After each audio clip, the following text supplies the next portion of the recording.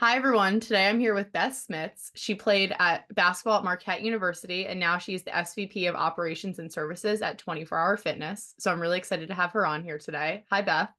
Hey, Jane, I'm super excited to be here. Thanks. Yeah, thank you so much. So I just wanted to start off by asking you a little bit, about your college athletic experience and how that sort of contributed to your career path and where you are today. Sure. Well, first of all, I'm super lucky to have had the opportunity to play. That was many, many, many, many, many moons ago. I like to consider myself a child of Title IX because I never didn't have an opportunity to play sports as I was growing up, but I'm an 80s baby. So like I was born just after Title IX. So during the 80s, I got to play sports and it was not even a question. So that was a super cool opportunity. I mean, you kind of don't realize how Title IX is still pretty darn new to the world. So that was kind of a starting point. My dad was a basketball coach, so I played and grew up as a gym rat, and got really lucky to get a full ride, one of the last full ride at Marquette.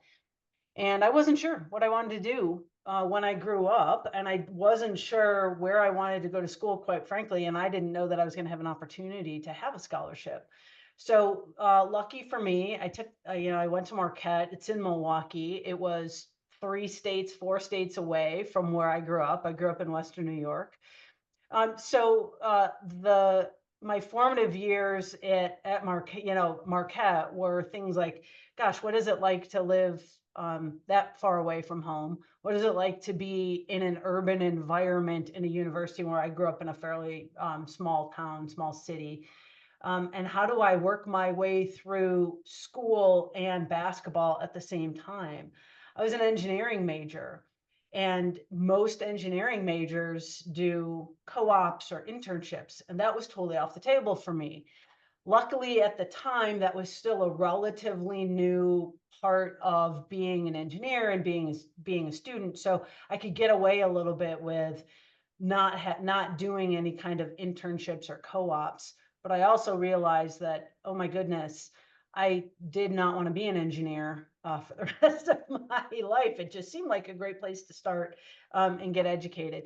So, I took advantage of the opportunity to stay in Milwaukee, take summer school classes, work out during the summer, be able to train not quite as often as people do now in D1 programs full time, but, really stay in shape, play basketball, take classes that I could be like engineering economics and dabble in business and design classes. And so it was just really a fantastic opportunity how to manage my time, how to think about building relationships in an environment that was totally different from where I grew up. And, I'm still besties with a lot of my teammates, and we get together several times a year.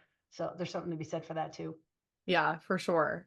How did you feel about, I know you said you started off as an engineering major. Like, how did you feel about, your career readiness, like post college? Because Mhm. I know like playing is not typically in the cards for many female athletes, especially basketball post college career. Yeah, and it wasn't then. I mean, the only opportunity when I graduated would have been going to Europe.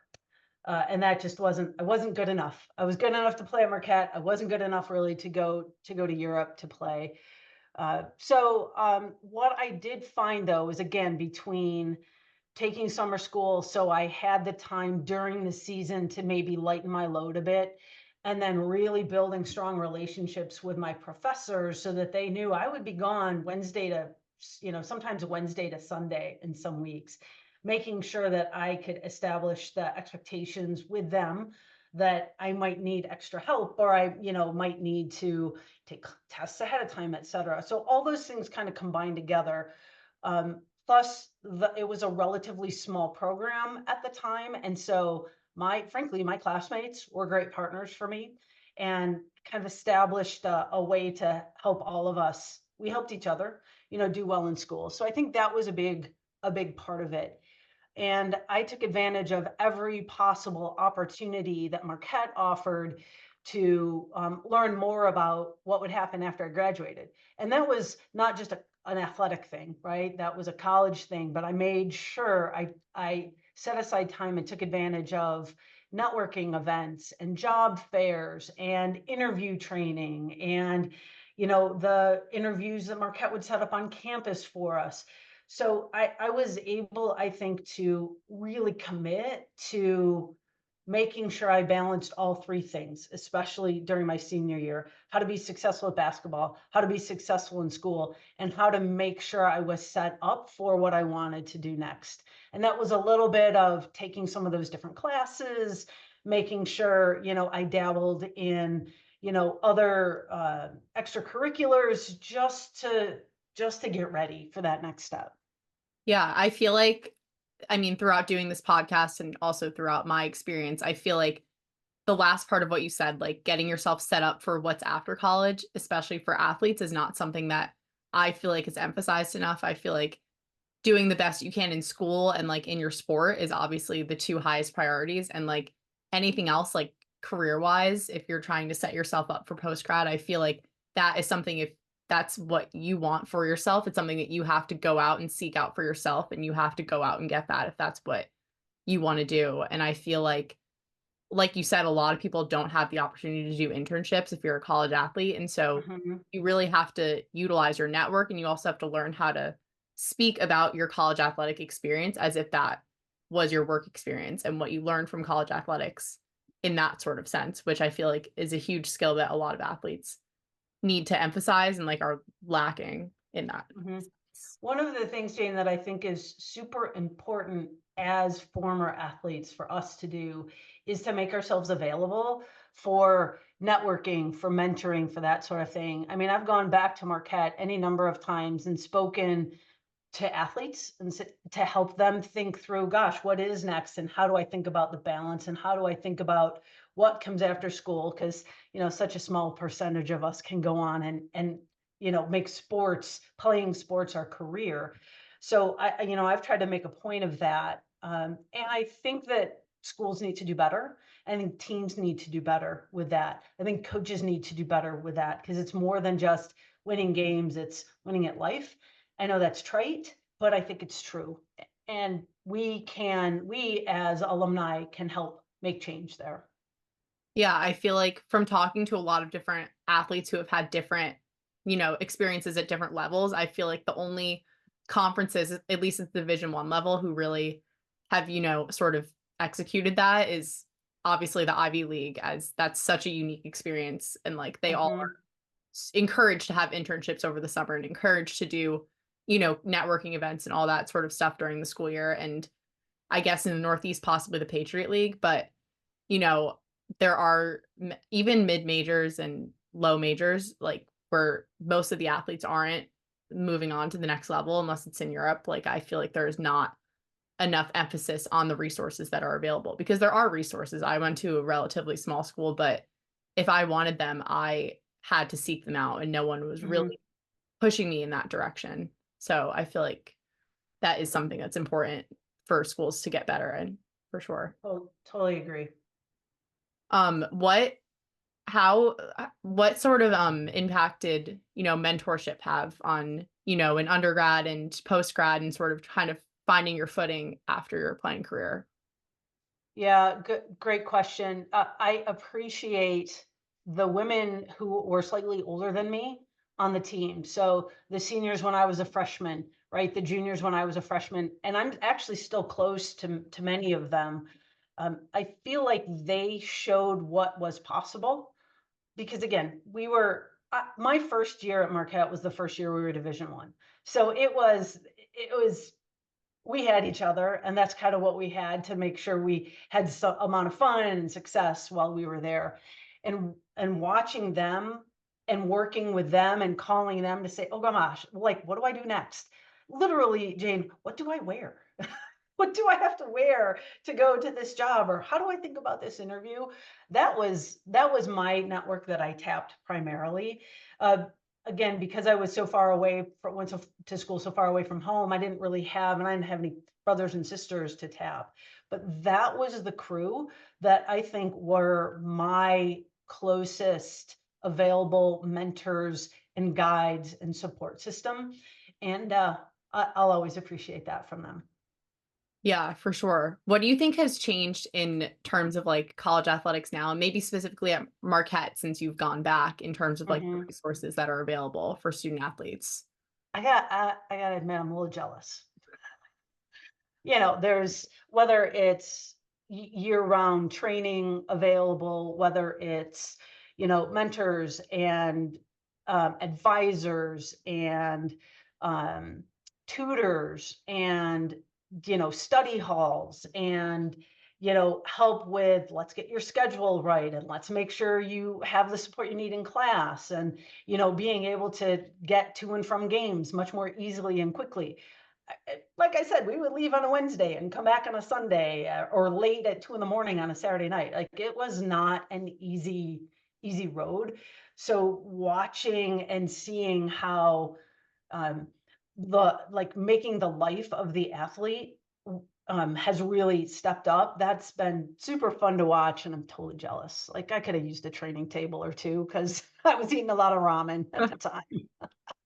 I think like going off that, like knowing the amount of resources that are available, both like on the court, in the classroom, and like career development services, like knowing the resources that are available, I feel like it's no longer, an excuse for athletes to just say like that they're a Division 1 athlete and use that as an excuse to not be prepared Mhm. for, post grad. Like there are so many on campus resources that are available. There's a way to get, on campus work experience if that works better with your schedule. There's so many networking events and so many alumni within your school that are willing to help. And like that is a network that is like so easy to tap into, but it is so important to put the time in. And, you always have time to do networking calls when you're Mhm. at school. And that's, I feel like something that you just can't use being in athletics as an excuse to You, not be you prepared. you can't.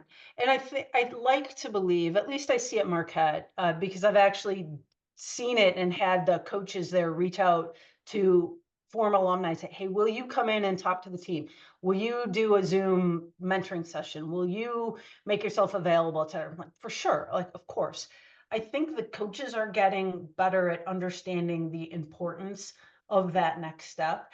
And I really do think, as surprising as it sounds, COVID made that easier and more important. Because, oh my gosh, what do you do? Like, what do you do when you have an experience like a global pandemic? How do you actually help people engage and think about what's next when you don't have access to the in-person conversations that used to be available? And it forced, I think, schools and programs and coaches to be more creative. And I saw a lot of that happen. Again, I can only speak to Marquette, which is, where I try and stay engaged. But I think they've done a really it's made it more important, and they've done a really nice job of reaching out and bringing the alumni in purposefully to keep them engaged and to help them with the existing um, players. Yeah, I think that's really important. At my school in the spring, this was the second year that they did it, but they have done a few student athlete networking sessions specifically with alumni from Canisius, which was super helpful. It was mostly alumni who were based in the Buffalo area still. Um, Hmm. but it was really cool to be able to, have them there at our disposal. And I mean, everyone is super, super willing to help. I'm sure, like if any former student athlete, especially former women's basketball player, reaches out to you, for There, I'm mentoring done. Like, advice. Yeah. Like, count me in. yeah. Mhm. So yeah, that was really cool to be a part of and to sort of have those people in my network as well. I think what we don't do a good job of is extending even out beyond the immediate school network, which is why, I like some of the things that we're seeing across I would say, I like to believe that women's sports are doing it more effectively, perhaps, than men because we almost have to, because we have to create those networks in a way that maybe men's are more natural. I don't know. It's an interesting thing, but I could see, to your point, Patriot League, Ivy League, Big East, like let's do more of that holistically across schools. It doesn't have to just be the Marquette team, grads talking to the Marquette players. Like, why couldn't I talk to anybody in the Big East or, open it up more broadly? Same thing for you. So I think we could do even better there. And some of it can be absolutely organic and homegrown, but some of it could be, I think, done better and supported more effectively at a conference level. I think there's a really good opportunity there. Yeah, it is really funny, like, as I've moved on from, playing in the MAC and, like, playing Division 1, like, you get in contact and, like, there are so many people in my network that I've played against in the MAC, like, throughout my 3 years playing there, and it's funny being able to speak to them in a different sort of environment because everyone wants to help each other, and, like, we're no longer competing on the basketball court, Mhm, it's like a different life, and so, everyone wants to be helpful if they can, even, like, alumni from different mhm, schools back, which is super cool to see. So, mhm. what sort of advice would you give to student athletes who are beginning to do some like networking calls and beginning to do some outreach? Because I know that this can be a little intimidating if you've never done it before and you don't know sort of what the process is. Great question. Here's a couple of things I'd offer up. One is practice. It's okay to practice on your friends or your parents or your parents' friends or your teachers or your teachers, like practice to get comfortable with just the nuance of the conversation. Two is think about what you want out of the conversation. When you're going to set up a networking call, you calling me, it's like, hey, there's three things I really want to hit on. You just talk about that and allow the person you're engaging with, the person you want to network with, to be as effective as possible helping you. So think through what you want out of the discussion. It doesn't hurt to buy a cup of coffee. Offer to buy a cup of coffee. Sometimes that's okay too. It's once you practice and you do it a few times, it gets more natural and you can feel more comfortable. But I think practicing with people that you know so that you can just get like a few reps under your belt. Like that's why we do it. That's why we practice, right? That's entirely the point. And then again, prep. Prep is good because it helps you feel like you can you're not afraid of dead time because there isn't any. And then the last piece I would offer is learn how to practice active listening because it's super easy to just nod your head and go, yes, yes, yes, that's great. And totally miss an opportunity to say, wow, that was a really interesting point. And maybe it leads me to a different question that I wouldn't have thought to ask otherwise. So don't be afraid to be live in the engagement and to really actively listen to the discussion and what the other person is saying. Yeah.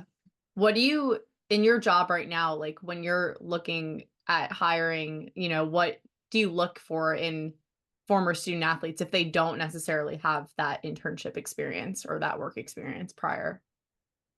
I look for examples of how they've engaged to drive great results. And results could be how did I get better at a specific skill? It could be how did I find creative ways to work on a project team, even though I was gone half the time? How do I organize my time so that I can be most effective? How do I build relationships and find partners who can help me get things done? Those are the things that are, I, I think, are really important to help a relatively person who's relatively young in their career be successful. Build relationships, find ways to solve problems, be thoughtful about your schedule and your calendar, and don't be afraid to ask questions. So those are things I look for. Again, I didn't have that opportunity to have internships or to have, a co-op. So I had to craft ways to answer those types of interview questions with what I had to work with, which was school and projects and basketball. Yeah. I think that's something that's not it's like creative it's you have to think of a creative way to talk about it in order Mhm. to, leverage yourself and make it sound like work experience because it is 4 or It 5 is years work experience. experience. It's totally Yeah. work Yeah. experience. It's It a is full-time yeah. job. Yeah. It is 4 years of experience, but that's not obviously like what you think of off the top of your head when you're thinking about what you're gonna talk about in an Mhm. interview about work experience. So, yeah, it is really important to, leverage those skills that you learned and Right. even projects that you worked on, like you said in class, like when you're on the road, how were you Mhm. able to still collaborate with your classmates who were not athletes and how were you able to like actively contribute and be a part of that? I feel like that is something that's super important to. touch on as well. And think about how much easier it is today to do that than it was even 10 years ago.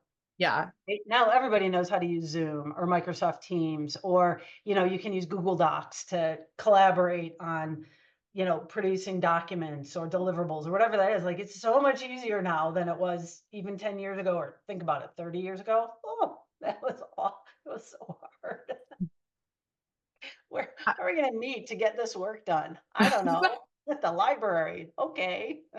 Yeah, like at 2 a.m. when I get back from my Pretty road much. trip. Yeah. How did you I know you said when you were an engineering major, you still tried to take some like business and economics classes, but how did you Mhm. sort of make that shift into being in the business field completely? Yeah, it became pretty clear. I was good at math and science in high school. So it's like, yeah, engineering sounds great. Marquette was a good engineering school. Cool. Um, After about 2 years, I just kind of looked at the class I was taking and I went, I just don't want to do this. This doesn't sound fun. So the first thing I did was look for any of the electives. Any classes I could take that would fill the elective requirements without, and my engineering major requirements that were slightly non-traditional. Like I said, engineering economics or computer design or that sort of thing. So that was one of the things that I did. And again, I talked to, people in the industry. I talked to my professors and I'm like, all right, I need some help to try a different thing. And then when I worked with the career center at Marquette, and was what are jobs? What should I think about interviewing for? That's when I pivoted a bit and said, let's look at consulting. Let's look at engineering management or manufacturing management. Let's look at things that are different than traditional. I'm going to sit in a room and design machine parts for the rest of my life, because it was really clear that's not what I wanted to do. And in the back of my head, Jane, I was like, I'm going to go get my MBA. I'll work for a couple of years. I'll put enough money aside. I'll go get my MBA. I took the GMATs. I had full intention of doing that. I ended up going to work for Accenture and never went back to get my MBA because I had like a on the job training that was fantastic. So I deliberately picked a career that was consulting in nature, that leveraged the way my brain was trained as an engineer, but didn't require me to do traditional engineering. And that's how I got down the path that I'm on now. I became really good at process thinking and operations and problem solving. And now here I am, however many years later, running operations for a 270 club fitness chain, which is super fun. I get to do fitness for my job. How fun is Yeah. that? That's actually the gym that I belong to at home, which is funny. Nice. I love that. Um, Talking more specifically about, your job right now, are there any specific business practices that, are I know like AI is a big topic right now. Like, are there any specific business practices that you guys use that you think are important for current college students or even, I mean, I guess athletes to get familiar with? Yeah, great question. I think what you're about to do right now for your last year of school and getting into statistics and analytics and data, everything's all about data now. We make a lot of decisions based on the data we can see and how people engage in our clubs with our clubs. When do people come to a club? When do they check in? How many times do they check in? What's the demographics so that we can best serve them? It doesn't matter whether it's fitness or you're producing ball bearings for some kind of machine. Like data is the center of how we can make better decisions to serve customers. And I've been in a service-based business for a really long time, whether it was Geek Squad at Best Buy or whether it was the work I did with TurboTax and what I do now. It's very much consumer, like how do we best service the consumer? And how do you do that? You understand what they need and want. So you have to understand the data. You have to put smart analytics around it. And then to your point, AI is everywhere. And you have to understand how you can capitalize on AI to make your job as a human easier. Like, don't do the stuff that sucks the life out of you. Use AI to do that. Use AI tools to do that so that you can be smarter about solving the business problems in front of you. Yeah, I think like I'm doing a marketing analytics internship currently, so, Mm, you know, I know, like, AI has been seen, kind of in a negative light in terms of just, like, college students in general and, like, writing papers and all that stuff, but, you know, that's, like, the least of it, and, like, right. I've been exposed to such a different side of it in terms of, being an assistant to help fix a code or just do some, crunching of numbers that would take, Mhm. like, an hour and just spinning it into an Excel sheets that you can do a better job just analyzing the numbers because that's more important than me sitting there for an hour putting them all into an Excel sheet. Exactly right. I mean, I will say there's something to be said for knowing how to do it so that you can better assess and understand what the tools spit out to you. There's always a risk of when you leverage something like an AI tool or chat GPT or pick your favorite AI tool, right? If you don't exactly know what it is you're asking of it, you may get an answer that could be completely not what you want. So there's something to be said for, all right, I actually know how to do the analytics, but my time is better spent now taking the output and making decisions. You just have to, there's a balance. It's like you Yeah. have to know how to write cursive in order to never have to do it Yeah. again, right? But like you have to know how to do some of the grunt work to be effective at understanding how to leverage the results. Yeah. Does that make sense? For sure. Yeah. I think exactly what you said, like sometimes your time is better spent like analyzing the numbers and actually, utilizing the output rather than Hmm. if you know how to crunch the numbers and you know Yeah, what you're supposed to do with them, that might not be the best use of your time if exactly. from the numbers is to make a decision. You can't make a decision if the numbers aren't inputted and you don't have anything to base it Right. off of. So, yeah, I think that's super helpful tool. My last question for you is just if you have any last pieces of advice for any college athletes who recently graduated or are entering their last year of their sport, sort of in this year of transition heading into the workforce. That is really good. I think that I go back to what we were talking about before is create time to take advantage of the tools and the services that are available to you. That would be one. Don't blow that off. Don't wait until April to go, oh, I should probably look at that. Start it at the beginning of the year. And the other is take advantage of your alumni network. Ask questions, engage, build relationships. Jane, you know this, it's all about who you know, right? And if you're worried about building relationships, then you'll never find the people you need to know the people who you really need to know. So take advantage of the alumni network and the services, and you'll be fine.